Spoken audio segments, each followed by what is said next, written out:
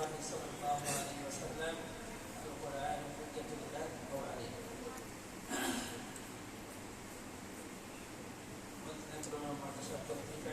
আজকে অনুষ্ঠানের সম্মানিত উপস্থিত সকল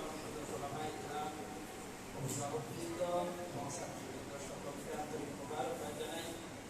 আসলে এখানে যে সমস্ত কথাগুলো প্রয়োজন এগুলো সব হয়ে গেছে। আল্লাহ সুবহানাহু ওয়া তাআলা কোরআনে পাকে বলেছেন যে সৎ কাজের মধ্যে সাহায্য করো, তাআওয়ানু বিল বিররি ওয়াত তাকওয়া এবং সৎ কাজের মধ্যে সাহায্য করো।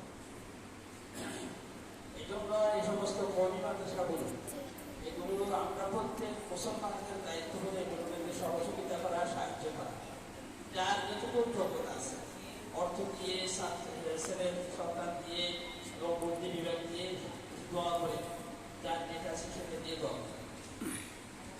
পৃথিবীর ইতিহাসে দেখা যায় যে মানুষকে পরিবর্তন করার জন্য, জাতিকে পরিবর্তন করার জন্য সবচেয়ে গুরুত্বপূর্ণ ভূমিকা রাখে মানুষের শিক্ষা।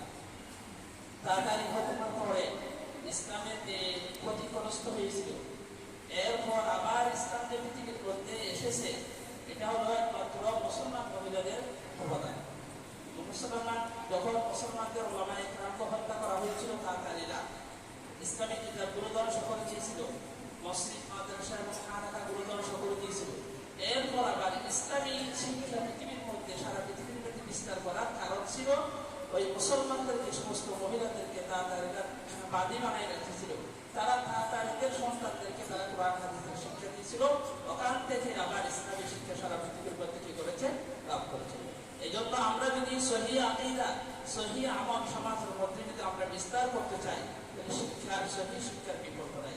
এই জন্য আশা করবো মুসলমানরা আমরা এই মাদ্রাসাগুলোকে আমরা এটা একটা বড় কাজ, সৎ কাজ এবং তাকওয়ার কাজ, এটাকে আমরা ছেলে সন্তান দিয়ে, আর্থিক সহযোগিতা দিয়ে, বুদ্ধি দিয়ে, পরামর্শ দিয়ে এবং সর্বপ্রকার সহযোগিতা করে আমরা এই মাদ্রাসাকে কিভাবে উন্নত করা যায় সেইভাবে আমরা চিন্তা করার জন্য সকলের প্রতি আহ্বান জানিয়ে আমার সংক্ষিপ্ত আলোচনা এখানে শেষ করলাম। আসসালামু আলাইকুম ওয়া রাহমাতুল্লাহি ওয়া বারাকাতুহু।